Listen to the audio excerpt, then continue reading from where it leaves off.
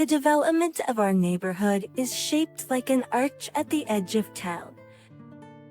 It cannot develop further north because the curve of the creek is a natural boundary and no buildings are allowed to be built above those already there. But when they came up for sale, the houses closest to the creek were the first to be sold. Ours is closer to town. I came home one evening, but I didn't park in the garage. Linda's car was parked there anyway. I left my car outside and went out. Oh, there was no strange car in the driveway, but what I saw was worthy of the closest attention. And curses to any searcher, I took pictures of the unexpected find, then walked to the back door of the house and locked it after I entered.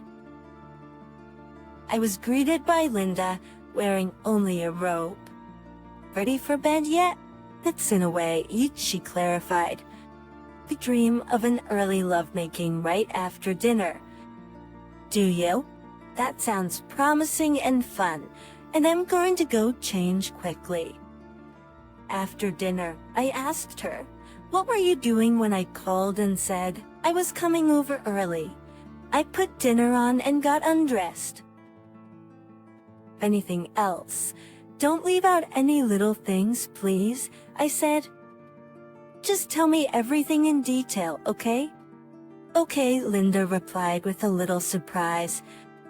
The ingredients for the meal were ready, so I started cooking right away. Then I went up to the bedroom and undressed and put on this robe and those slippers, of course. Then I went downstairs, poured myself a glass of wine, and waited. "You were here in 20 minutes. Nothing more?" they asked. "You didn't even, I don't know, you didn't close the curtain, sir." "Nothing else," Linda said, but the curtains were already drawn. "It gets dark so early this time of year. What are you so annoyed about?" I asked. "All right, I'll tell you what's bothering me best in reverse chronological order. Would you mind taking off your slippers first? It's nice and warm in here." "Well, if you say so," I replied. "All right, I'll come with me." I took her hand and we went into the bedroom. "So you undressed naked in here?" I asked. "Yes, I did," Linda replied. "Where are your panties?" "What?" I asked. "Do you know what it is?" "What?" You heard what I asked. "I don't know." I snatched the panties out of her hands. Why were they so far away at the bottom of the basket? "What?" "It's nothing." "It's more than that," I said. "That's their way." "It's nothing." "It's not. It's just mine." I said I was horny. "Not so hard now, thank you." I threw her panties on the floor and dragged her into the shower room. "There's still water on the floor here. Did you shower after I called you?" "Yeah, so what's the big deal?" "I asked you to tell me everything you did.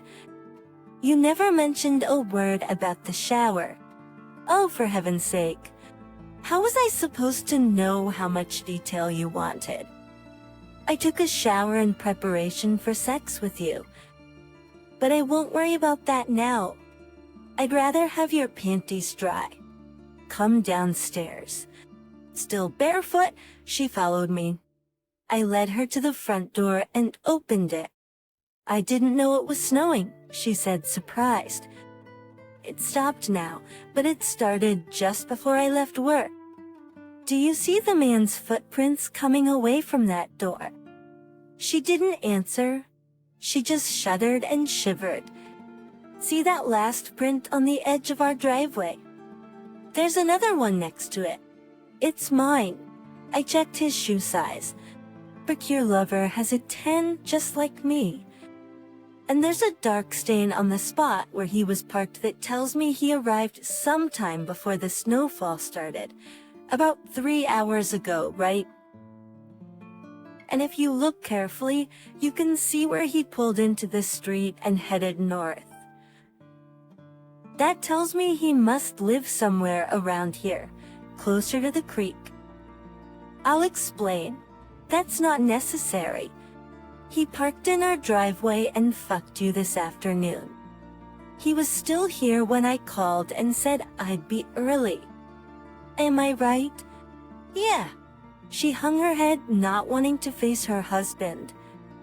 Surely you'll tell him it's over. Yes. Good. That we can say of, then go and tell him. I pulled her robe off and admired her naked body one last time.